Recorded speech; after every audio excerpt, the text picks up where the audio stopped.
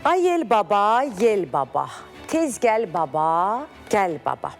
Sovur bizim xırmanı, atına ver samanı. Dən yığışıb dağ olsun, yel babamız sağ olsun. Bəli, əziz tamaşaçılarımız, bugün xalqımız yel çərşənbəsini qeyd edir. İnanca görə bugün külək təbiəti oyadır, ondan sonra yeni nəfəs verir təbiətə, suyu, odu və torpağı hərəkətə gətirir. Qədimdən bu günə qədər,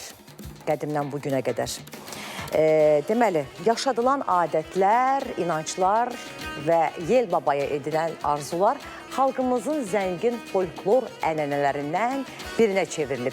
Yel çərşənbəsinin mahiyyəti, onunla bağlı inanclar və xalq arasında qorunub saxlanılan mərasimlər haqqında daha ətraflı növbəti süjetimizdə.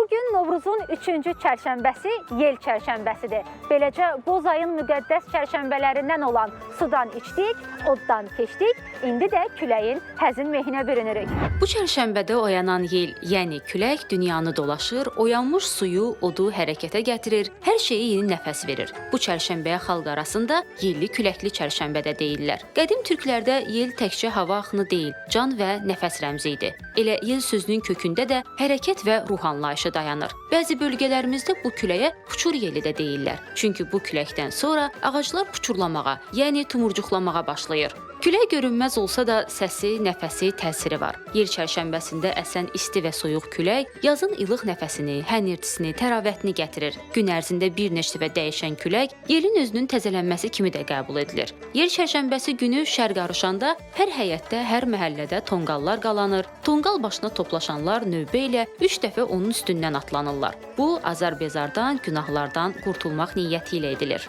Təbiətdə insandan asılı olmayan fəsillərin dəyişməsi prosesi gedir. Yel çərşənbəsi də bilirik ki, o çərşənbəsindən sonra qeyd olunur. İstər-istəməz hava isinir. Təbiətdə bir hərəkət yaranır.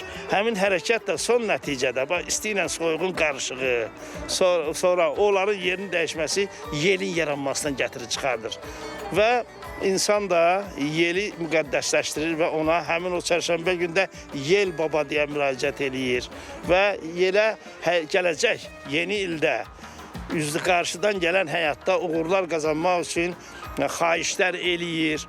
Xahiş eləyir ki, yel öz qanatları ilə bizim ağrılarımızı, acılarımızı, çətinliklərimizi, pisliklərimizi hamısını qanatlarına alsın, aparsın. Biz yeni ilə xoş əhval-ruhiyyə ilə yaradıcı şəkildə, qolumuzda qüvvət, özümüzdə də inam şəkildə daxil olaq. İnanclara görə yel çərşənbəsi axşamı ağac altında durub niyyət edərlər və yel babanı köməyə çağırarlar. Əgər həmin anda meh hiss etsən, deməli Tanrı diləyini eşidib, arzun yerinə yetəcək. Qədim zamanlarda xırmanın mövcud olduğu vaxtlarda yellə bağlı yaranmış ən çox inanclar taxılla, çörəklə, xırmanla bağlı olardı. Hətta bəzi yerlərdə küləyi tərənnüm edərək onun şəninə nəğmə oxuyarmışlar. Buna el arasında yel baba mərasimi deyərdilər. Ay yel baba, tez gəl baba, sovur bizim xırmanı, atına ver samanı, dən yığılıb dağ olsun, yel babamız sağ olsun. Hər bir çərşənbənin öz adı, öz mənası, öz yozumu var. Folklor nümunələrində yer üzündə küləyin iki rəngi göstərilir, qara və ağ. Hətta deyimlərdə belə bir ifadə var ki, hansı qarğışdan, xoşa gəlməyən ifadədən narazılıq yaranarsa, nənələr tez deyərdi, ağzından qara yellər aparsın. Yaxud da elə obaya, ailəyə, nəslə xeyir dua verəndə söyləyərdilər, üstünüzə ağ yellər əssin. Qoy bu yel çərşənbəsində evinizdən isti nəfəs, ocağınızdan işıq, qəlbinizdən sevinc əskey olmasın. Külək torpağı oyatdığı kimi ümidlərinizi də oyatsın. Əsən yel bütün ağırlıqları aparıb, yerinə ruzi bərəkət, xoş xəbərlər və sağlamlıq gətirsin. Yel çərşənbəniz mübarək.